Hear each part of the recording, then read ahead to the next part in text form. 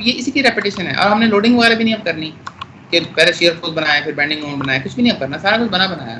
ठीक है, चलिए लेट मी ब्रिंग द एक और पॉइंट आपको, इससे क्लियर हो जाएगा। एक छोटा सा पॉइंट और है और फिर तो कोई भी चीज़ नहीं रह जाएगी। अभी भी कोई भी रह नहीं गई वैसे, लेकिन एक माइनर सा पॉइंट थोड़ा सा अगर बारीकी दिखाई जाए तो किया जा सकता है। चलें जी, ये सवाल जरा देखें, ये क्या लिखा है, क्या कह रहा है सवाल। अ box beam is constructed from 4 pieces of wood glued together as shown. If the moment, फिर वो देखें ना मोमेंट आ गया, if the moment is 10 kN, दे दिया ना तो वो सारे मसले हल हो गए। Shear force diagram, bending moment diagram, no need. ठीक है ना, determine the stress at point A and B. अब ये 2 पॉइंट आपको दे दी, एक ये पॉइंट दे दिया और एक ये पॉइंट दे दिया, and show the results acting on stress interface located on these points. ठीक हो गया। तो अब इसको हम कर लेते हैं, इसको मैं जल्दी से करूँगा मैं आपकी इजाज़त से, क्योंकि इस बजाय इसके कि हम बिल्कुल इसको टच ना कर सकें, हमें ऐसे करना चाहिए कि 2-3 सवालों को ज़रा देख लें ताकि बेशक फेमिलियराइज हो जाएं, बस बाकी आप करते रहेंगे, आप इसकी प्रैक्टिस जितनी मर्जी आप करते रहें, कौन मना करता है। ठीक है ना, तो लेट मी डू इट। चलें, लेट्स डू इट। 1 मिनट का सवाल है ये। ठीक है, बेसिकली हम करेंगे कैसे इसको, ये देखें। फर्स्ट ऑफ ऑल आप इसका ये देख लीजिए कि टोटल डिस्टेंस, इसका टोटल हाइट जो है ना इसकी, ज़रा if you agree with me कि दिस इज़ 300। ठीक है, और इसकी जो विड्थ है ना वो है 20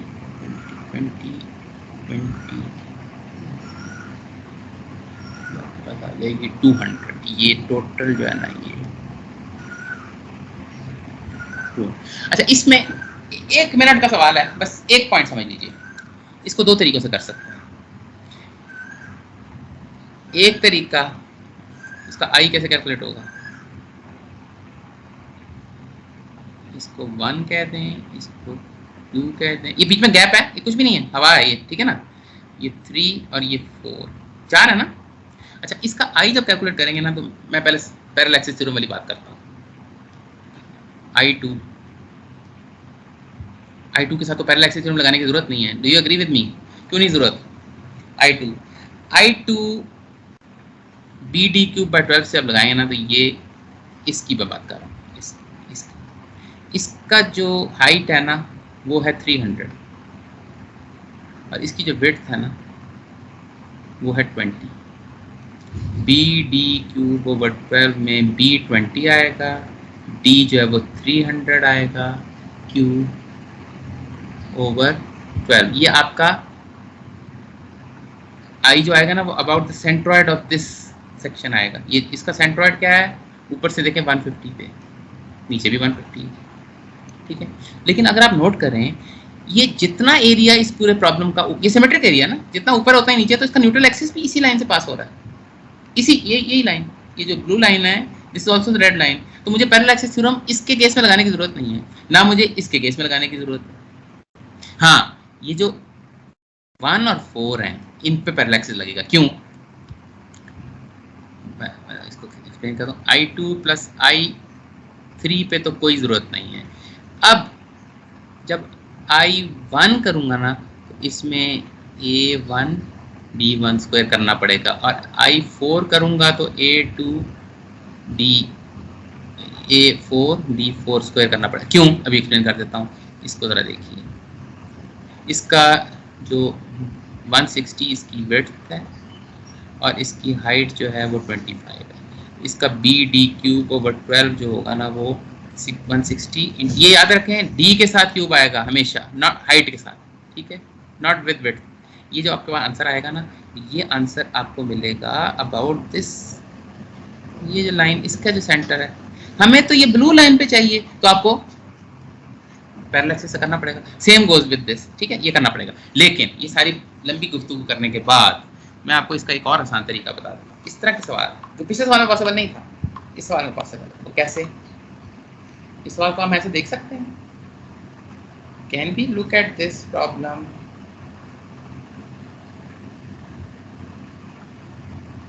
लाइक दिस? ये 300 है, ये 200 है, ठीक है, ये 250 है और ये 160 है। Inner 160, outer 200, inner 250, outer 300। कह सकते हैं ना, इसको बना सकते हैं। इसको करने का एक आसान तरीका भी होता है, तो ये है कि let me show it again. जरा थोड़ा सा बेहतर बनाने की कोशिश करते हैं। ऐसा है ना, सिमेट्री जरूरी है। ये basically what I am saying is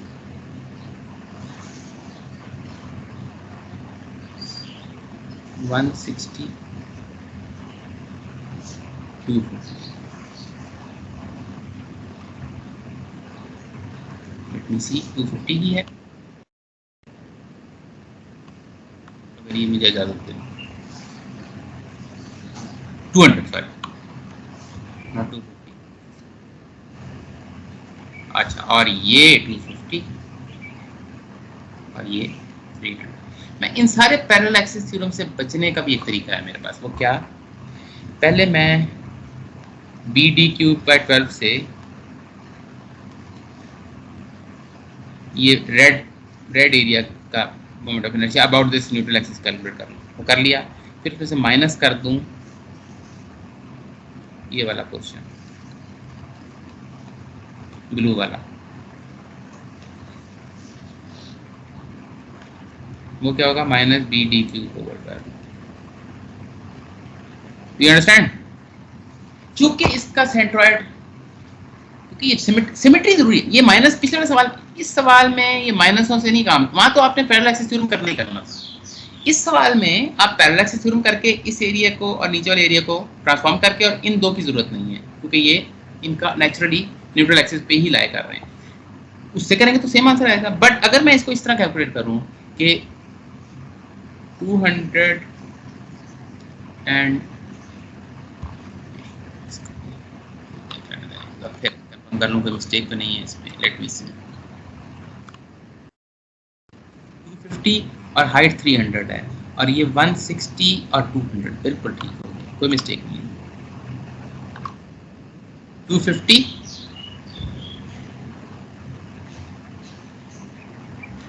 into, sorry not 250, red की बात कर रहे हैं, रेड में ही बनाते हैं।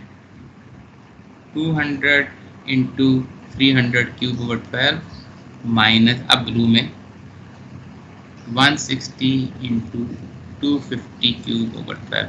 इसका जो आंसर आएगा बिल्कुल वही आंसर है जो आप पैरेलल एक्सिस थ्योरम से। Do you understand this? ये पॉइंट क्लियर हुआ कि नहीं हुआ?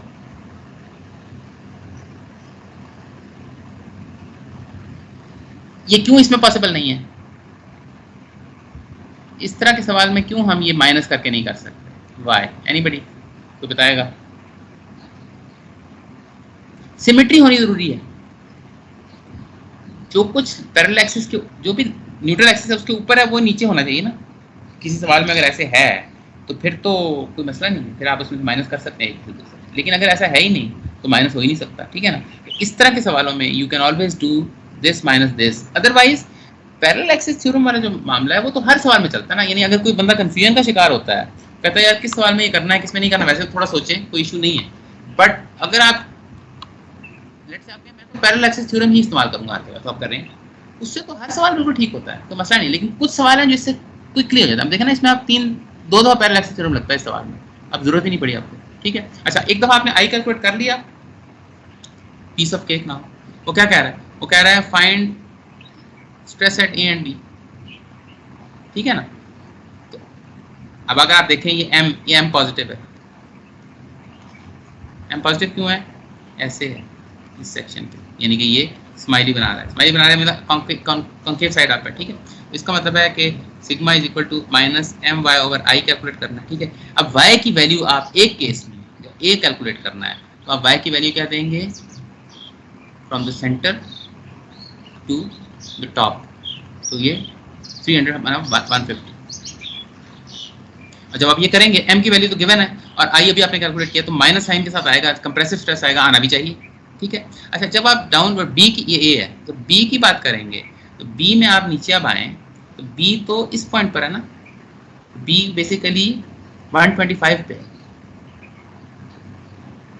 150 पे नहीं है क्योंकि उसकी थिकनेस है, तो यहाँ पे आप फिर वैल्यू पुट करेंगे 125। अच्छा, 125 पुट करेंगे तो इसमें आप नोट करें 125 इज नेगेटिव 125, नीचे की तरफ आ रहे हैं ना, coming downwards, upward bye positive है, डाउनवर्ड बाय नेगेटिव है, तो नेगेटिव नेगेटिव पॉजिटिव, तो वो आपको पॉजिटिव साइन के साथ आएगा, आना भी चाहिए, स्ट्रेस नीचे पॉजिटिव होता है, this we get the answer, ठीक है। क्लियर है, ये बात हो जाएगा। I again leave it to you to calculate it, मगर इसमें पॉइंट जरा दूसरा था, और which now brings us to that situation जहां अब कोई भी ऐसा पॉइंट नहीं रह गया जो हमने नहीं देखा। अब तो एक तो सवाल जो हम देखेंगे वो उसमें कोई भी अब नई चीज नहीं है, ठीक हो गया, कोई क्वेश्चन तो नहीं है, can we move on. Total repetition है।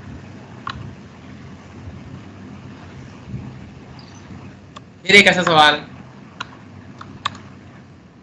जो पैरेलल एक्सिस थ्योरम लगाना ही पड़ेगा, यानी आप इसको दिस माइनस दिस वाले से नहीं कर सकते, क्योंकि ये about neutral axis symmetric problem नहीं है। इसका न्यूट्रल एक्सिस कहीं यहाँ से पास होगा ना, जाहिर है इसका न्यूट्रल एक्सिस नीचे की तरफ ज़्यादा आएगा ना, इधर इधर करके कहीं पास होना चाहिए इधर से, ठीक है ना। लेकिन इसके नीचे सिचुएशन कुछ और है, ऊपर बिल्कुल डिफरेंट चीज़ें हैं ना, तो ऐसे केस में माइनस हो नहीं सकता। अगर ऊपर भी इस तरह की चीज़ लगी होती तो फिर हम माइनस कर सकते हैं, ठीक है ना। ये तो एक पॉइंट है, ठीक। लेकिन अभी हम सर एक छोटा सा पॉइंट ज़हन में आ रहा है, क्या न्यूट्रल एक्सिस वर्टिकल हो सकता है? नहीं, वो वर्टिकल बिल्कुल हो सकता है, लेकिन वो तो फिर तब होगा ना, बिल्कुल हो सकता है। मैं आपको बता देता हूँ वर्टिकल एक्सिस, न्यूट्रल एक्सिस कब वर्टिकल हो, अभी बता देता हूँ। Good question.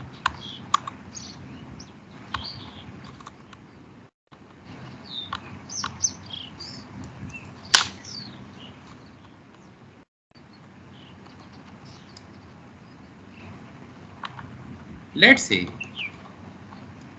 ये मोमेंट बजाय ऐसे लगने के, अभी आप देख रहे हैं मोमेंट कैसे लग रहा है, अगर मोमेंट ऐसे लग रहा होता, अबाउट इस वक्त जो मोमेंट लग रहा है ना, अगर मैं इसको x कह दूं ना और इसको y कह दूं, इस वक्त मोमेंट अगर आप मानेंगे ये mx है ना, मोमेंट अबाउट x एक्सिस है ना, तो इसमें तो मोमेंट जो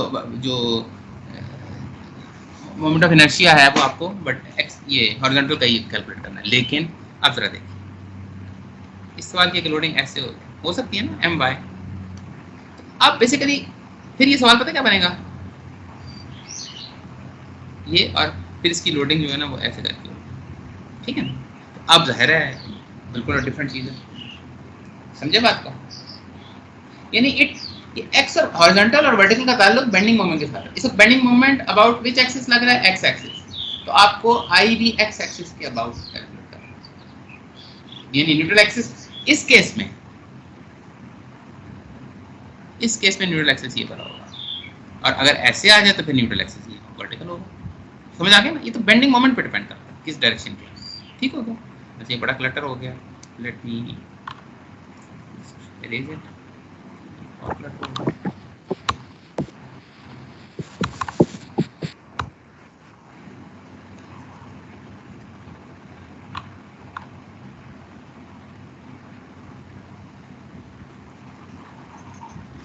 Let's do the problem.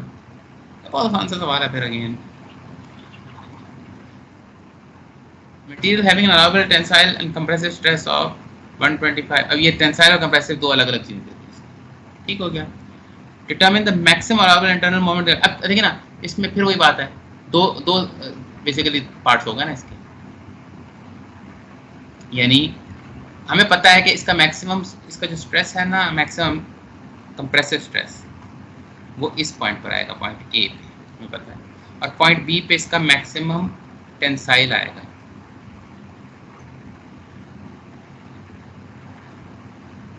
ठीक है ना ये बात? ये इस एरो से पता चल रहा है ना। न्यूट्रल एक्सिस जहां पे भी आ जाए, ये भी मुझे पता है कि इसका जो कंप्रेसिव स्ट्रेस होगा वो ज्यादा होगा as compared to tensile stress. क्यों? क्योंकि neutral axis is closer towards that side जहां पे टेंसाइल स्ट्रेस है। क्यों? क्योंकि उधर एरिया ज्यादा है। ठीक है ना? तो distance from the point where the compression is maximum, it is greater than that point where the from the neutral axis से नापे तो वो वाला पॉइंट जहाँ कंप्रेशन ज़्यादा है वो ज़्यादा दूर है। दूसरे लफ्ज़ों में इसकी जो मैं अगर वो डायग्राम बनाऊँ स्ट्रेस की, वो ये टेंसाइल आना है मैक्सिमम इस पॉइंट पे, और लेकिन चूँकि ये डिस्टेंस ज़्यादा बड़ा है तो ये जो कंप्रेसिव स्ट्रेस है ये बहुत ज़्यादा होगा। ठीक है ना? ये तो कंप्रेसिव स्ट्रेस बेसिकली क्रिटिकल हो सकता है, लेकिन उसमें एक और इशू भी आ गया ना कि या तो वो कहता है इसका मटेरियल स्ट्रेंथ जो है ना वो टेंसाइल और कंप्रेसिव की सेम है, फिर तो आप कहते हैं कंप्रेसिव ज़्यादा क्रिटिकल होगा क्योंकि कंप्रेसिव स्ट्रेस ज़्यादा है, मटेरियल स्ट्रेंथ सेम है, कंप्रेसिव स्ट्रेस ज़्यादा है। अभी तो प्रॉब्लम क्या है, स्ट्रेंथ भी अलाउबल टेंसाइल और कंप्रेसिव स्ट्रेस अलाउबल टेंसाइल की कम है, कंप्रेशन की ज़्यादा। इसका मतलब है कि कंप्रेशन में मटेरियल भी ज़्यादा स्ट्रॉन्ग है। अब पता नहीं है आपको कौन सा क्रिटिकल हो जाएगा फैक्टर। ठीक है ना? तो अभी देख लेते हैं इसको, 1 मिनट का काम है, ये भी कोई ऐसा मुश्किल चीज़ नहीं है। ठीक है, इसको भी ये प्रॉब्लम 58 है, ये मैं कई बार भूल जाता हूँ आपको बताना। ये प्रॉब्लम नंबर 58, ये आप जब आप देखेंगे ना बुक खोल के देखेंगे तो आपको याद आ जाएगा कि ये कौन से प्रॉब्लम की बात हो रही है। नहीं, not 58, this problem is not 58, I am sorry, this is problem number 81, sorry 81 लिख भी देते हैं। पहले मैं वो 58 वो पहले वाला था। पर आप अपनी बुक खोलेंगे ना तो ये सारे आपकी बुक के सवाल हैं, ये कोई बाय से सवाल नहीं आया हुआ। ठीक हो गया? तो आप जब बुक खोलेंगे तो इंशाल्लाह आपको ये सारी चीज़ें बड़ी फेमिलियर मिल जाएंगी। ठीक है ना? इसका तरीक़ाकार क्या होगा, मैं इसको ज़्यादा डिटेल में तो नहीं जाऊँगा, लेकिन I will just give you the bare bones of this question. करना क्या है, ठीक है? करेंगे आप ये क्वेश्चन बता दिए 81 सॉरी। ठीक है, करना आपने ये है कि आप सबसे पहले तो न्यूट्रल एक्सिस की लोकेशन फाइंड करेंगे।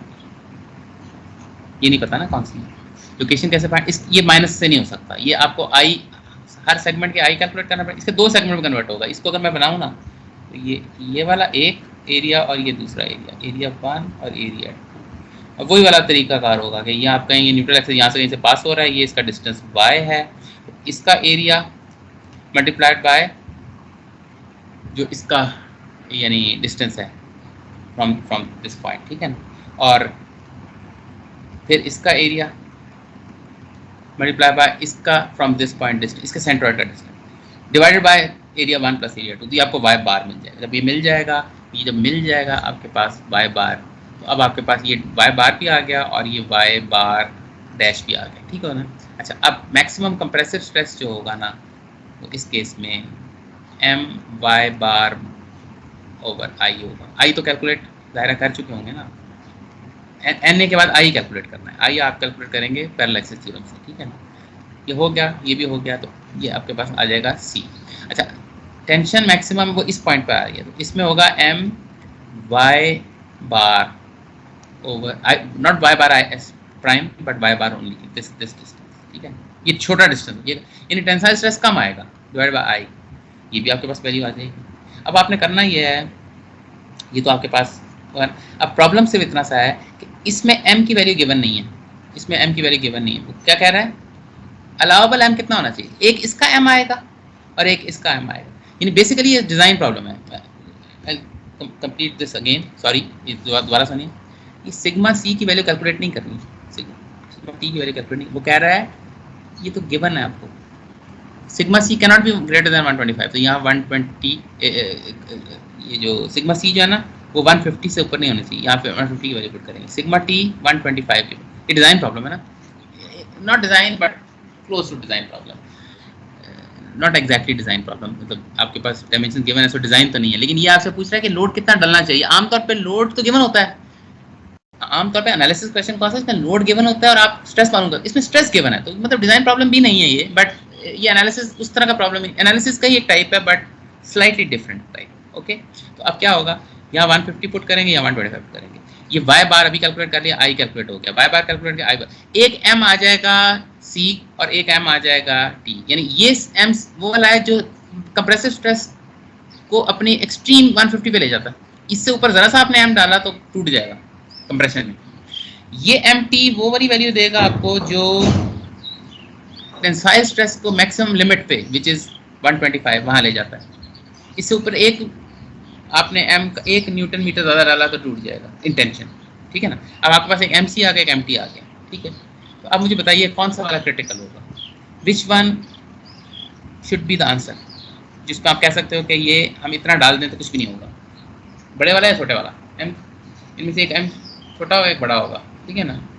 कौन सा, व्हाट डू यू थिंक?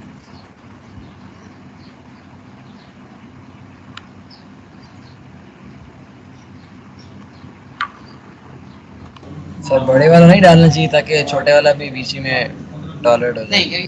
नहीं गलत हो गया, गलत हो जाएगा, छोटे वाला डालेंगे। अच्छा। ये सुने mc की एक वैल्यू आएगी और एक लेट से वो 130 न्यूटन मीटर, मैं एग्जांपल दे रहा हूँ, मुझे नहीं पता क्या है, और mt की वैल्यू आती है 150 न्यूटन लेट से। ये बस समझिए ये बातें क्या है, 130 क्या कह रहा है, ये कह रहा है अगर 130 न्यूटन मीटर आपने डाला ना तो इसका स्ट्रेस, कंप्रेसिव स्ट्रेस जो है ना ये 150 हो जाएगा, जो कि अलाउबल है, मतलब ये मैक्सिमम वैल्यू है जो कंप्रेशन के लिए डाली जा सकती है, इससे ऊपर कंप्रेशन फेल हो जाएगा, ठीक है। अच्छा mt के लेट से 150 वैल्यू, मुझे नहीं पता हो सकता है उल्टी हो, ठीक है। अच्छा इसका मतलब है कि इस मोमेंट की वैल्यू से टेंसाइल स्ट्रेस जो अलाउबल 125 है वो कंप्लीट हो जाएगा। इसके बाद मैं इससे एक भी ऊपर डालूं तो कंप्रेशन टेंशन में फेल हो जाएगा, ठीक है ना। इनमें से जो बड़ा होगा वो तो नहीं डाल सकते ना, क्योंकि देखें 150 पे कंप्रेशन तो फेल हो चुकी है पहले, इसमें टेंशन में 150 पे फेल नहीं हुआ, 151 पे फेल होगा, टेंशन में ओके है ये 150 तक, ये कंप्रेशन में 130 तक ओके है, लेकिन 130 से लेके 149 150 तक कंप्रेशन में तो फेल हो चुका है ना, समझिए बात को। दो फैक्टर्स हैं, उनमें से एक पहले एक्सीड हो। वीकेस्ट लिंक क्या है इस सवाल का, वीकेस्ट लिंक कंप्रेशन है या टेंशन है? अगर इसका जवाब ऐसा आया 130 और 150, मुझे नहीं पता, ये आप चेक कीजिए, लेकिन जो वीकेस्ट लिंक है वो क्या है, वो अगर एक्सीड हो गया तो टेंशन में ना टूटे, वो कंप्रेशन में जब टूट जाएगा तो फिर क्या फायदा है। मतलब ये आपने वो लतीफ़ा सुना हुआ है, एक बंदा था वो गोली लगी सर पे तो वफात हो गया, तो किसी ने देखा तो देखा आंख की जरा से ऊपर गोली लगी, दूसरा तो शुक्र आंख बच गई। तो बात ये है कि वो आंख तो बच गई बट वो बंदा बहुत हो गया ना, तो टेंशन में फेल नहीं भी हुआ, लेट से शुक्र है टेंशन में फेल नहीं हुआ, जब कंप्रेशन में टूट गया तो बाकी फायदा कोई नहीं ना, एक चीज फेल होगी तो फेल हो गई। एक चोर आपके घर में खिड़की तोड़ के भी आ सकता है, दरवाजा तोड़ के भी आ सकता है, ये दो मोड्स ऑफ फेलियर कह लें। इस केस में एक टेंशन था, एक कंप्रेशन था, ठीक है। अच्छा आपने दरवाजा तो ऐसा बना लिया कि कोई टैंक लेके आ जाए तो वो भी ना टूटे, और खिड़की का ये आलम है कि ग्रिल भी नहीं लगी हुई उसमें, तो हल्का सा पत्थर मारे तो शीशा टूट जाएगा, अंदर आ जाएगा बंदा। तो अब आप कौन सी चीज़, चोर भी तो बड़े इंटेलिजेंट होते हैं ना, वो टैंक नहीं लेके आएगा, वो शीशा तोड़ के अंदर आ जाएगा। इस केस में जो छोटा वाला मोमेंट है वो एक चीज़ को फेल करता है, एक और मोमेंट है वो दूसरी चीज़ को फेल करता है। तो जो छोटे वाला मोमेंट है वो जब फेल हो गया तो प्रॉब्लम फेल है। सो यू हैव टू से कि this small moment, this is the maximum amount that can be applied, because if you apply any moment bigger than this, that's it, फिर तो ये वाला फेल हो जाएगा। हाँ दूसरा मोड अभी नहीं फेल होगा, वो बड़े वाले पे जाके फेल होगा। बट जब सेफ्टी की बात करते हैं ना, तो सेफ्टी में ये नहीं होता कि यार ये फॉर एग्जांपल आइंस्टाइन ने कहा था सिक्योरिटी इज वन, ये इसी पे हम ये आखिरी न्यूमेरिकल भी आ गया है, इसको भी हम डिस्कस करते हैं। आइंस्टाइन ने कहा था सिक्योरिटी इज वन, इसका मतलब ये है कि सिक्योरिटी इज वन का मतलब है कि आप ये नहीं कह सकते कि हम इस चीज़ में तो सिक्योर हैं और इसमें सिक्योर नहीं है। भाई अगर आप इसमें सिक्योर नहीं है तो फिर यू आर नॉट सिक्योर, या तो आप सिक्योर होते हैं या आप सिक्योर नहीं होते। तो जब आप सिक्योर किसी भी एक चीज़ में नहीं है तो then you are not secure. इधर भी ऐसा ही है कि जब आप एक चीज़ में सिक्योर कंप्रेशन में नहीं है तो फिर वो बड़े वाला एम जो है ना वो कंप्रेशन को फेल कर देगा, तो बस फिर then you are not secure. तो आप फिर छोटे वाला एम की बात करें, ठीक हो गया ना बात। लास्ट क्वेश्चन जी, 654। ये अगेन मैं क्यों सारे करवा नहीं रहा, टाइम भी नहीं है। प्लस वैसे भी आप ये कोई नई चीज़ इसमें रही नहीं, अब आपने देख लिया कि इसमें क्या एक एक लाइन की प्रॉब्लम है, ठीक है। अच्छा, again this problem is again a very easy problem. क्यों? इसमें फिर आई कैलकुलेट हो जाएगा माइनस करके, if you know what I mean. ये इस किस्म की चीज़ है, ठीक है, सिमेट्री है ना, what ever is above is also downward. तो अगर मैं इसको ब्लू में देखें, इसका न्यूट्रल एक्सिस इसका यही है,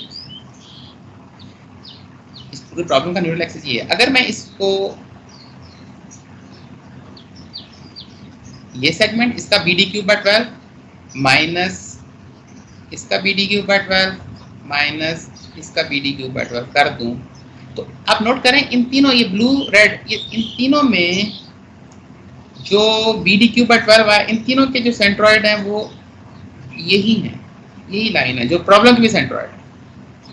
ये ब्लू एरिया, दोनों रेड एरिया, इनके अपने अपने बी डी क्यूब बाय 12 से जब हम कैलकुलेट करते हैं ना आईज, तो वो इसी एक रेड लाइन के ऊपर आते हैं तीनों। तो जब इनको हम माइनस कर देंगे तो जाहिर है you have the basis for comparison, यानी एक की बात हम कर रहे हैं, ठीक है। तो आपने माइनस किया तो आपने सारा करेंगे तो आपको ऑटोमेटिकली आई की वैल्यू आ जाएगी पैरेलल एक्सिस थ्योरम लगाए बगैर। दूसरा option obviously parallel axis theorem को लग ही सकता है, वो क्या है, इसको 1 कहते हैं, इसको 2 कहते हैं, इसको 3 कहते हैं। 1 को तो आपको बस आई कैलकुलेट कर लें बी डी क्यूब बाय 12 से, दैट्स इट, क्योंकि इसका सेंट्रॉइड इस एरिया का यही है और न्यूट्रल एक्सिस भी यही है, कोई मसला नहीं, कोई लगाने की जरूरत नहीं है पैरेलल एक्सिस थ्योरम। हाँ, तो आप ये दो करेंगे, इसको और इसको, इसका centroid B D cube by 12 इस पे देगा, ये बी डी क्यूब बाय 12 इस पे देगा, तो ये जो डिस्टेंस है इसका और ये डिस्टेंस, हमें तो न्यूट्रल एक्सिस चाहिए ना, तो इन दोनों को शिफ्ट करना पड़ेगा। इसका तरीका आसान ये है कि जब लगाते हैं तो what ever is happening here is also happening here, तो 2 से मल्टीप्लाई करके बस एक को ही कर लें, ठीक है। Either way, I will prefer this one, very easy, but you can do it like this, ठीक है। मतलब ये एक बात होगी। दूसरी बात, m गिवन है, कोई शेयर फोर्स बेंडिंग मोमेंट की जरूरत नहीं। अब सवाल पे आ जाए, 1 मिनट, ये मतलब 2 लाइनों का सवाल है। If the beam is subjected to an internal moment of 30 मिल गई, तो यहाँ कंप्रेशन आनी है, यहाँ टेंशन आनी है, क्लियर होगी बात। और इक्वल टेंशन इक्वल कंप्रेशन होगी, क्यों? न्यूट्रल एक्सिस बिल्कुल सेंटर से पास हो रहा है, सेंटर से पास होगा तो डिस्टेंस ऊपर तक भी बराबर है और नीचे तक भी बराबर है, तो ये कंप्रेशन और ये टेंशन बिल्कुल बराबर होगी। कब बराबर नहीं होती? जब न्यूट्रल एक्सिस या नीचे की तरफ चला जाए या ऊपर की तरफ चला जाए, तो फिर कंप्रेशन ज्यादा हो जाएगी, टेंशन कम हो जाएगी, या कंप्रेशन कम हो जाएगी, टेंशन ज्यादा हो जाएगी, राइट। इस केस में चूंकि सेंट्रॉइड से पास हो रहा है, क्यों? This is a symmetric figure, so no problem. Remember the maximum bending stress in the beam, ठीक है, और स्ट्रेस ऑन अ सेक्शन बड़ा आसान है। इसको बस मैं, हमारा टाइम बस 31 हुआ है, 32 पे मैं खत्म कर दूंगा, ये 1 मिनट का सवाल है। आई वही वाली बात, बी डी क्यू बाय 12 है ना, तो 100 इंटू 150 क्यूब माइनस 1/12 वही 90 इंटू 120 क्यूब। ये आप देख लीजिएगा इसमें किस तरह की बात कीजिए, समझ आ जाएगा। तो इसके आंसर आएगा 15.165 इंटू 10⁶ मिलीमीटर पावर, ठीक है, ये 6 है, ठीक है। ये प्रॉब्लम 54 है, अगर इन केस मैंने नहीं बोला था, दिस प्रॉब्लम इज 654। ये वैसे भी आप जब खोलेंगे ना बुक अपनी इंशाल्लाह, खुदा ना खास्ता तो आपको ये मिल जाएंगे सारे प्रॉब्लम, ये बुक के हैं सारे प्रॉब्लम। अच्छा, तो सिग्मा मैक्स नॉट टॉ कहाँ से आ गया? सिग्मा MC ओवर आई, बेसिकली देखें, एक टेंशन है एक कंप्रेशन है, ऊपर कंप्रेशन नीचे टेंशन, और ये इक्वल वैल्यू होगी, राइट। सो m की वैल्यू गिवन है 13 × 10⁶, ठीक है ना। ये आपने आप नोट कीजिए, m की वैल्यू 30 किलो न्यूटन मीटर है ना, kilo newton metre, kilo newton metre. तो मैंने किलो को रिमूव किया, 10⁻³ आया, मीटर को मिलीमीटर में कन्वर्ट किया, 10⁻³ यानी कि 10⁻6, ठीक है, into what is the distance, भाई टोटल हाइट जो है इसकी वो 300 है, ये न्यूट्रल एक्सिस है, तो 150, ठीक है ना, तो 150 मल्टीप्लाई करते हैं C 150 ओवर I, ये भी कैलकुलेट किया 15.165, ठीक है, इंटू 10⁻6, तो ये बेसिकली 148 MPa इसका आंसर आता है सिग्मा मैक्स का। और 148 क्या है? कंप्रेशन भी और टेंशन भी, टॉप पे कंप्रेशन, बॉटम पे tension. Why? Because m is in certain configuration, right.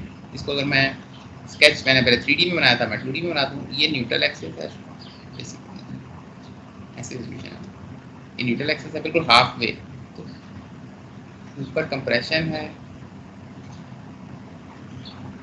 नीचे टेंशन है, इसकी वैल्यू 148 MPa, इसकी वैल्यू कंप्रेशन में 148 MPa, और ये 175, ये भी 75 नहीं 150